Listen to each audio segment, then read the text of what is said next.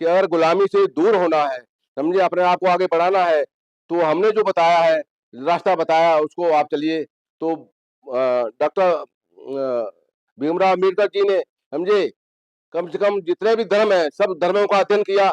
आखिर में उन्होंने सबसे अच्छा धर्म उनको अगर बुद्ध धर्म नजर आया, तो उन्होंने बुद्ध धर्म को अपनाया और उसी को उन्होंने अपनाया। तो उन्होंने कहा था कि हम जो पैदा हुए हैं वो हिंदू धर्म में पैदा हुए हैं, लेकिन हम मरेंगे तो हम इस धर्म में नहीं मरेंगे। और वैसे हुआ।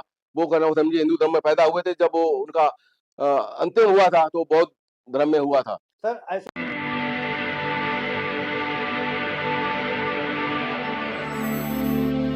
जय भीम, मैं मेवालाल और आप देख रहे हैं बहुजन समय।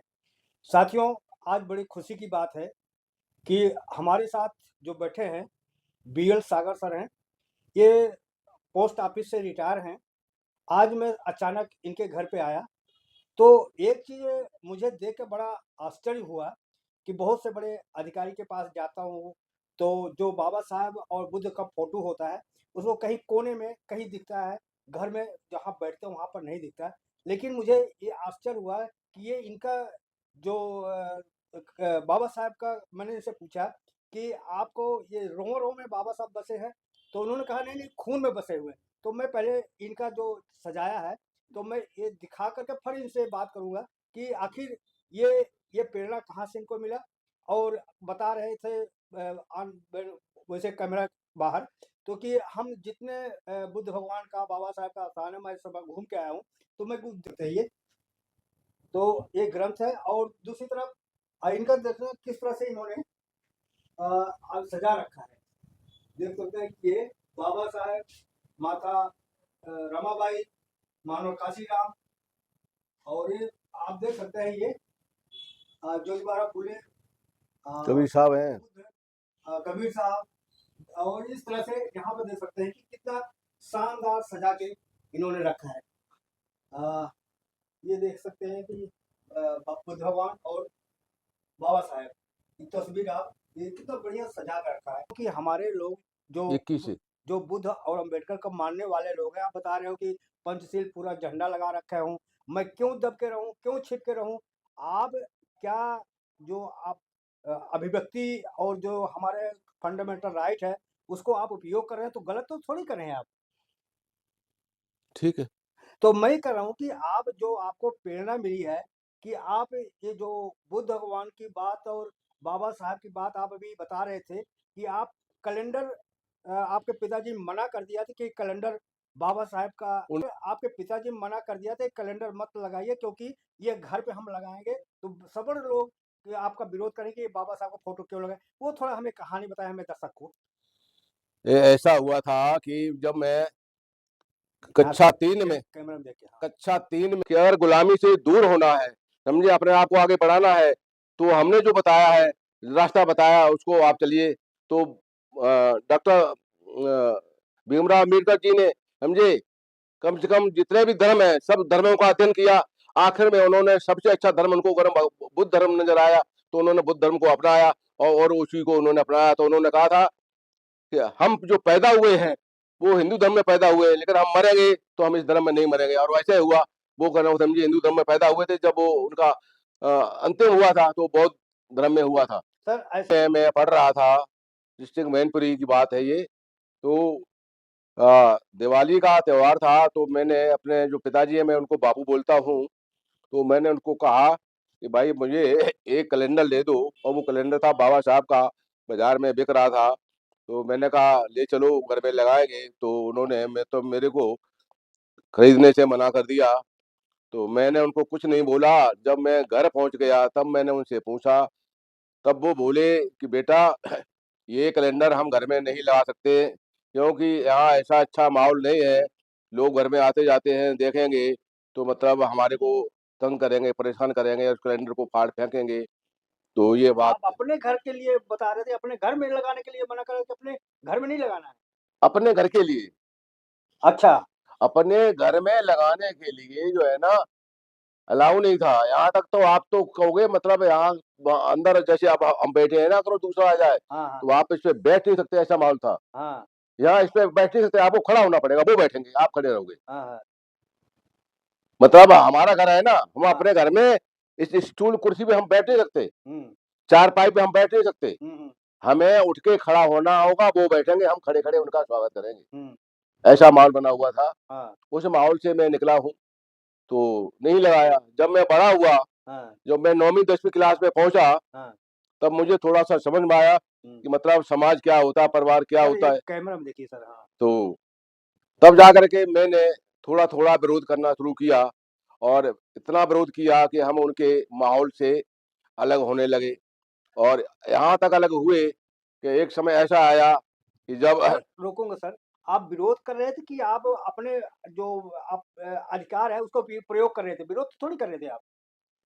उनका विरोध इसलिए कर रहे थे, वो हमारे अधिकारों को हनन कर रहे थे, वो हमारे अधिकारों को हनन कर रहे थे, जो हमारे अधिकार है कि वो जैसे अपने घर में हम बैठेंगे, हाँ, हम अपने घर पे हम अगर बैठे हुए हैं ना, अपने घर में फोटो लगाए बाबा साहेब हाँ, का। हाँ, तो वो मतलब उनको अच्छा नहीं लगता, वो कहते हैं ना, तो ऐसा नहीं कर सकते, हाँ, आपने हमारे साथ चलना, और जैसे हम कहेंगे वैसे चलोगे, हाँ, समझे। हम कहेंगे खड़े हो जाओ तो खड़े हो जाओ, बैठ जाओ तो बैठ जाओ, हाँ, मतलब इस तरह का माहौल था, समझे। हमने उसका विरोध किया, समझे, हम अपने हिसाब से चले। हाँ, और यहाँ तक मतलब होली और दूसरे त्योहार थे, हमने उनके साथ मनाना ही बंद कर दिया। हाँ, तो उसका असर ये हुआ कि जब मैं और आगे बढ़ा, तो हमने अपना जो है ना समाज का हिसाब किताब अपना अलग करना शुरू कर दिया। लोगों को समझाया, मैंने कहा भाई देखो ऐसा है कि अपने हिसाब से चलोगे तो जीवन सुखी रहेगा, वरना समझे ऐसी गुलामी करोगे और ये लोग आप जीने नहीं देंगे। मैं पढ़ करके मैंने जो है ना सन 65 में सरकारी नौकरी पाई, वो भी हमने अपने मेरिट बेस पे, हाई स्कूल फर्स्ट क्लास पे, उस पे हमें मेरिट बेस पे नौकरी पाई। नौकरी पाने के बाद सर थोड़ा रोक रहा हूँ सर, आप जो बगावत किए तो आपको उम्र कितना रही होगी, 15 साल करीब? 15 14-15 साल थी। जी, जी। हाँ, 14-15 साल से हमने करना, उस बगावत करना शुरू किया, क्योंकि उनके यहाँ बेच बेगार जैसी चीजें हुआ करती थी। जाओ तो मतलब उनके यहाँ लोग चौपाल लीपना, उनके बैलों को भूसा डालना, ऐसी परंपराएं चलती थी। वो बुजुर्गों से करवाते थे, और सबसे बाद में उनको खाना खिलाते थे। बदले में जो करते थे उनको मजदूरी मिलती होगी नहीं पैसा? नहीं, मजदूरी कोई नहीं मिलती थी, सिर्फ खाना खिलाते थे शाम को। हाँ, और खाना खाने के बाद जो पत्तल वगैरह वो भी खुद अपने हाथ से उठाओ, और वहाँ झाड़ू मार के आओ, पानी छिड़क के आओ। हाँ, तो इस तरह का व्यवहार था जो मुझे पसंद नहीं था, हाँ। और ना मैंने पसंद किया, और ना मैं उनके साथ उस मामले में मैं चला। तो आप किस बिरादर के थे जो कि ऐसा करते? क्या सारी जातियों के साथ होता है, केवल आपके जाति के साथ होता था ये? जो शेड्यूल कास्ट में आते थे, शेड्यूल ट्राइब में आते थे, नीचे जाटव हो, समझे, ज्यादातर मतलब जाटवों के साथ उनको चमार कहते थे, वो जाटव नहीं बोलते थे, उनको वो चमार बोलते थे। हाँ, हाँ। ये चमार जाति के हैं, जाटव जाति की नीच जाति के है ना, समझे। केवल जाटों के साथ होता था कि धोबी है, नहीं कटिंग नहीं, है? उनके साथ नहीं, हाँ, हाँ? उनके साथ नहीं, उनके साथ उतना नहीं होता था। अच्छा। हाँ, होता तो धोबी वो धारणों को होता तो उनके साथ भी था, हाँ, हाँ। लेकिन कह लो कि इस जात के साथ ज्यादा होता था, अच्छा। क्योंकि वो धोबी उनके कपड़े धोता था, हाँ, समझे, धोआ कपड़े धो करके देके आता था। हाँ, हाँ। और मतलब बदले में मतलब वो पैसे अपने नहीं मांग सकता, जो उन्होंने दे दिया वो दे दिया। हाँ, हाँ। कपड़े तो जरूर धोने, ऐसे धाने का काम था, हुँ। ऐसे बड़े ही जो खाते उनका काम था, सारे ऐसे काम करते थे। सब लोग दबाव में काम करते थे ना, ये नहीं था उनका अपना औचित्य नहीं कि मतलब मैं जो कर रहा हूँ, मैं सीना ताने काम कर रहा हूँ, ऐसा कुछ नहीं था। ये है। तो सर जब मान लीजिए आप उनका भूसा-पानी कर लेते थे तो आप बता रहे मज़दूरी भी नहीं देते, केवल खाने कर देते थे। आप बगावत क्यों कर दिए कि भाई अब हम उनके निमंत्रण में नहीं जाए, ये क्यों, कैसे बात है ये? ये था कि वो हमसे इतनी छुआ-छूत मानते थे कि अगर वो कोई चीज़ बाँट रहे हैं तो उनके हाथ से हम ले लें। हमने उनको बोला कि भाई किनको? हम उस समाज को अच्छा। उस समाज को बोला, मैंने भाई हम भी घर में कोई खुशी मनाते हैं, हाँ, ब्याह-शादी करते हैं या कुछ और करते हैं, हाँ, आप हमारे यहाँ आइए, तो हमारे यहाँ वो खाना नहीं खाते थे। हाँ। हमारे हाथ का प्रसाद का बतासे वगैरह जो है क्या ना, वो कहीं व्रत-व्रत तो नहीं कर रखे थे इसलिए नहीं खाते थे? नहीं ऐसा कुछ नहीं था, हाँ, मतलब वो कहते हम तुम्हारे हाथ से नहीं ले सकते हैं, हम हाँ, तुम्हारे हाथ का नहीं, तुम्हारे यहाँ नहीं खा सकते, तुम नीच लोग हो, मतलब हम ऐसा नहीं कुछ कर सकते हैं। हाँ, और ऐसे ही होता था, वो नहीं आते थे, ना खाते थे हमें, हाँ। समझे, और हमें को मजबूर यूँ तो कर। क्या वो पानी गंदा होता था कि इसलिए नहीं पीते थे? नहीं, नहीं, ना पानी वही साफ, पानी साफ होता था, ना पानी गंदा होता था, ना हमारे बर्तन को हाथ लगा सकते, ना पी सकते थे, हाँ। बस ऐसा था। तो सर मैं आप कह रहा हूँ कि ये आप कहाँ की घटना बता रहे हैं ये? ये जिला मैनपुरी डिस्ट्रिक्ट। तो तो वहाँ से ये प्रेरणा आपको वहाँ से ऑटोमेटिक बाबा साहब तब नहीं जानते थे। तो बा बाबा साहब को कब जाने और कैसे उनको ये जो ये दिखा रहे हैं सारा आपने पूरा, या तो हमें लग रहा है कि किसी बाजार में जाओगे तो ये सामान मिलेंगे तो, लेकिन आप अपने घर में सारा सजा रखा, तो ये कहाँ से प्रेरणा मिली आपको? उस समय इतना बाबा साहब का ना हमारे पे असर था, ना इतना प्रभाव था, ना इतनी जानकारी थी। लेकिन जब मैं सन 65 में दिल्ली में सरकारी नौकरी पे आ गया, तो मैंने सबसे पहला अपना छोटा सा मकान नौकरी बता दीजिए किस डिपार्टमेंट? पोस्ट ऑफिस डिपार्टमेंट में मैंने एक नौकरी ज्वाइन की। सन 65 में 1965 में ज्वाइन की। और सन 66 में हमने दिल्ली में एक प्राइवेट कॉलोनी में एक छोटा सा मकान बनाया। तो उसके नजदीक बाबा साहब डॉक्टर अम्बेडकर भवन जो है ना, दिल्ली का जो मशहूर जगह है, उसके वो पड़ोस में था। तो हम हर इतवार को वहाँ जाया करते थे। कहाँ पे सर? पचकुनिया रोड पे। अच्छा, पचकुनिया रोड। पचकुनिया रोड, अम्बेडकर भवन में। अम्बेडकर भवन, हाँ। समझे। हाँ। तो वहाँ हम जाया करते थे और वहाँ बैठते थे, लोगों से मेल मुलाकात होती थी, बातें होती थी। तो वहाँ उनका हम प्रोग्राम देखते थे, वहाँ किताबें लाते थे, कैलेंडर लाते थे, लगाते थे। और उनको कहते भी थे भाई हमारे को मेंबर बनाओ, हम भी आपकी संस्था के साथ काम करेंगे, चंदा भी देंगे। तो कुछ लोग ऐसे भी थे जो मतलब कहते हाँ बनाऊंगा बनाऊंगा, लेकिन बनाता कोई नहीं था, समझे। और वो लोग हावी थे, लेकिन हम जाना आना नहीं थे। और यहीं से हमने बाबा साहब से प्रेरणा ली अपने समाज का, तो हमने आगे बढ़ना शुरू कर दिया। सर ये आप जो देख रहे हैं, आप कहाँ-कहाँ तक गए हो? और आप बता रहे हो कि भंते राहुल से भी आपका संपर्क हुआ। ये ये सम तो अभी हुआ है, ये तो थोड़ा टाइम हुआ है बनते तो हुए। कहाँ-कहाँ आप गए हैं? कौन-कौन दर्शन करने गए हैं आपको उस जगह? अब जाने को तो हमने ऑल इंडिया का पूरा टूर किया है। जैसे? देखो, जितने इनके देवी देवता हैं इनके मतलब? हिंदुओं के, हाँ, हाँ। हिंदुओं के जितने देवी देवता हैं, इनके तीर्थ स्थल है, सब जगह हमने जाके देखा है। हाँ। वैष्णो देवी में गया, हाँ। और नासिक वेंकटेश्वर में गया, हाँ। और कन्याकुमारी में गया, रामेश्वरम में गया, हाँ। काठमांडू नेपाल में गया। हाँ, तो आप क्या पाया वहाँ पे? मैंने सिर्फ पाया कि सिवाय ढोंग के अलावा कोई वहां हमें सच्चाई नजर नहीं आई, समझे। तो मैंने वहां कोई पूजा अर्चना नहीं की। गया मैं शायद इंडिया का टूर किया, लेकिन मैंने कहीं पूजा अर्चना नहीं की, ना पैसे डाले, बस देखा, दर्शन किया, भाव देखा, भाव क्या है, समझे। तो यही था कि पैसे चढ़ाओगे दर्शन होंगे, पैसे नहीं चढ़ाओगे तो दर्शन नहीं होंगे। तो हमने ऐसा करने से मना कर दिया। त्रिवेंद्रम गया, हर जगह मतलब, समझे। आपके ये क्या कहते हैं, राजस्थान में जो जोधपुर का किला भी देखा, बीकानेर वाला भी देखा, कई किले देखे, मतलब अयोध्या का भी राम मंदिर पहले बना हुआ वो भी देखा। सरजू में लोगों ने कहा नहा लो, मैंने कहा मैं कतई नहीं नहाऊंगा, क्यों नहीं नहाओगे, मैंने साला यहाँ लातों को ढेर लगा हुआ है, तो मैं तो कुंभ हमने मेला में गए कि ना नहाने कभी? वहाँ ये तो तो, अमृत है सर।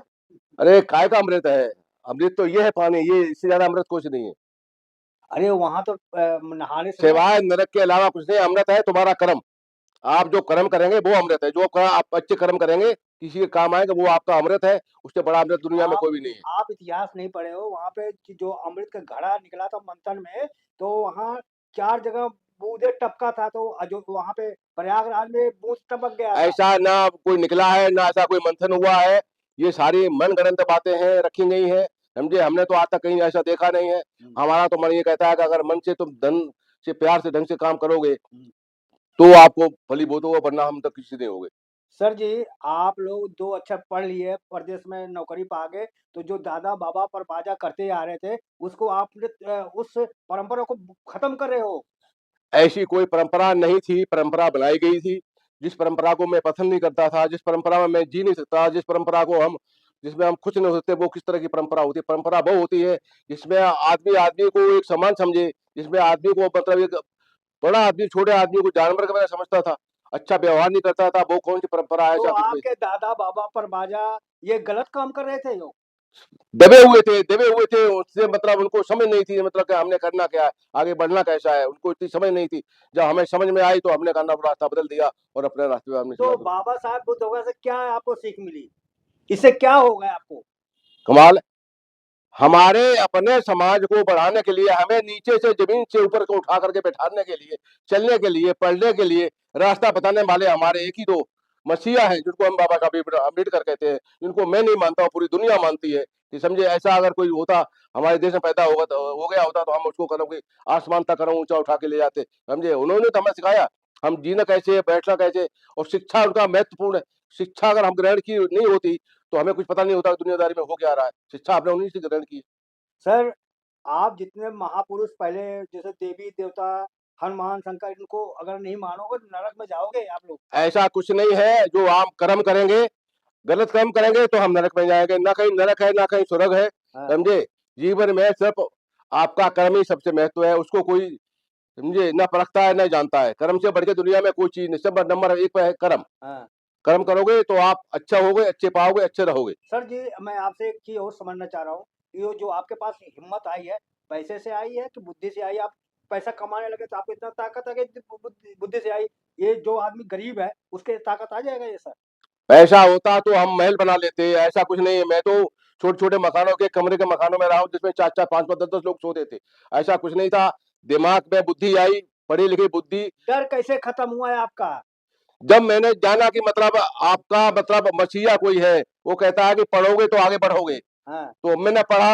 हाँ। ज्यादा नहीं पढ़ा, इतना पढ़ा मतलब मैंने समझा कि पढ़ने से लाभ है, मतलब हमारा कल्याण है, उसके अलावा सर, कोई गल नहीं। बताया गया है कि हमें कि अगर 100 रुपये चढ़ाओगे तो आपको 200 रुपये मिलेगा। अब अगले जन्म में आपको इतना मिलेगा जो आज यहाँ नहीं मिला, वहां इससे डबल मिलेगा आपको। ऐसा कोई नहीं है। न दोबारा कोई जन्म होता है, एक बार जन्म हो लिया, समझे। पंच तत्व बोला गया, चार तत्व होते हैं, उन्हीं से इंसान पैदा होता है, वो जमीन में मिल जाता है। ना पुनर्जन्म होता है, ना कोई आत्मा है, ना कोई परमात्मा है, समझे। एक प्रकृति का सिस्टम, नियम बना हुआ है, उसी से इंसान पैदा होता है, उसी सृष्टि चलती है। कहीं कोई हमने आज तक भगवान नहीं देखा, किसी ने भगवान नहीं देखा, किसी ने हमें आज तक नहीं बताया स्वर्ग कहाँ है, समझे, कहाँ नरक है, ऐसा किसी ने न दिखाया न तो क्या? बताया। और ना हम ऐसा सोचते हैं कि नरक भी है स्वर्ग, ऐसा कुछ नहीं। ना आत्मा है, ना परमात्मा है, ना नरक स्वर्ग, मतलब हमारे कहीं भी नहीं है। सिर्फ कर्म ही है। कर्म होगा तो आप अच्छा जीवन जियोगे, तो वही आपका स्वर्ग है। अच्छे से अच्छे स्वास्थ्य से करोगे, आपका अंतिम होगा, वही आपका स्वर्ग है। तो क्या अंबेडकर को भगवान मानते हो आप? भगवान से कम नहीं है। अगर भगवान नहीं, भगवान से कम नहीं है। जो उन्होंने हमें सिखाया है तो वो हमारे लिए भगवान ही है। जिनसे मैंने कुछ सीखा है वो हमारे लिए भगवान है, भगवान से कम नहीं है। मैं तो भगवान से भी मतलब उनको और आगे मानता हूँ, समझे। तो लास्ट में आपसे यही सवाल पूछ रहा हूँ, क्या जो आप मन में धारणा दिया कि ये आपका विचारधारा आपके परिवार में, ना रिश्तेदार में, सब जगह ये मानते हैं कि केवल आप ही इसको मान रहे हैं? लोगों को समझा रहा हूँ, बता रहा हूँ। जो समझ जाते हैं वो आगे चल पड़े हैं। जो अभी नहीं समझ पा रहे हैं वो सोचते हैं कि मैं क्या करूँ, आगे बढ़ूँ बढ़ूँ। क्योंकि पीढ़ी दर पीढ़ियां हो गई है उनको वो संस्था पहुंचे हुए, समझे। उनको डर लगता है कि मैंने छोड़ दिया, पता नहीं मेरा क्या हुआ। लेकिन ऐसा कुछ नहीं है। मैं भी वो काम करता था, समझे, पूजा पाठ मैं भी करता था, लेकिन हमने छोड़ दिया तो कुछ नहीं, समझे। अच्छा जीवन जी रहा हूँ, आगे बढ़ रहा हूँ, समझे। लोगों को सलाह दे रहा हूँ आगे सर, बढ़ने के लिए। कभी कुंभ मेला, गंगा स्नान करने गए हो? नहीं, कभी इस उद्देश्य से कभी नहीं गया। ना पूजा पाठ मंत्र में करने गया, ना अभी करता हूँ, ना कोई कुंभ नहाने गया, कहीं भी नहीं गया। मम्मी पापा की इच्छा हुई थी, मतलब कहने को मेरे को हरदौल ले जा, मेरे ऐसी अम्मा पहुंचा दो, मैंने कहा पहुंचा दूंगा। लेकिन कहना कि हमें ऐसा कुछ नहीं, हमारे मन में ऐसा कुछ नहीं है, समझे। तो कि अंत में हमारे दर्शकों के समझाइए कि बाबा साहब, बुद्ध भगवान और जितने महापुरुष हैं, इनको कैसे प्रेरणा के स्रोत पे उनको अपनाएं ताकि उनका भी आपकी तरह भय खत्म हो जाए। देखो, इसमें हम हम आगे जब हम पढ़ेंगे तो हम बाबा साहब का साहित्य को पढ़ेंगे, जानेंगे। उन्होंने हर चीज को लिखा हुआ है। और ये दीक्षा करना कि हमने उनसे प्रेरणा मिली है, हमने भी मतलब है ना, ये हमारा उसमें 22 में मैंने भी बहुत दीक्षा ली हुई है, समझे। डॉक्टर करुणा सिंह राहुल बनते की सानिध्य में बाहर रहा हूँ, 10 दिन रहा हूँ, उन्होंने दीक्षा ली है, चीव्र ग्रहण किया हुआ है, समझे। पूरे घर ने मतलब स्वीकार किया हुआ है। और मैं तब से उस रास्ते पे चल पड़ा हूँ। हमें बहुत सुख शांति और मन को संतोष मिल रहा है, समझे। सुबह शाम वंदना करता हूँ, उनका नाम लेता हूँ, घर में चैन अमन आ रहा है, समझे। सेहत अच्छी हो रही है, समझे। मन विचार अच्छे हो रहे हैं। किसी से हमें नफरत नहीं, किसी से घृणा नहीं। कोई कुछ ही करो, हम किसी से दोष भाव नहीं रखते हैं। आप 22 प्रतिज्ञा लिए है? हमने 22 प्रतिज्ञा का, हमने तो सारी प्रतिज्ञा ले रखी है। हम उसी काम पे चलेंगे जो मतलब समाज के लिए अच्छा होगा। लिया है कि उस पर चलते भी हैं? चलते हैं उन पे, हम चल रहे हैं। तो आप देख सकते हैं कि किस तरह बी एल सागर ने अपने मन की बात बताई। आप इनकी बात और हमारा प्रयास कैसा लगा, प्रतिक्रिया में जरूर बताएं हमारी बातचीत कैसे लगी। और अंत में आपसे यही निवेदन है कि हमारे चैनल को सब्सक्राइब करें, लाइक करें, कमेंट करें। जो पहली बार देख रहे हैं आपसे विशेषतर ये फोटो डाल। निवेदन, प्रतिक्रिया में जरूर बताएं। मैं मेवालाल, आप देख रहे थे बहुजन समय। धन्यवाद।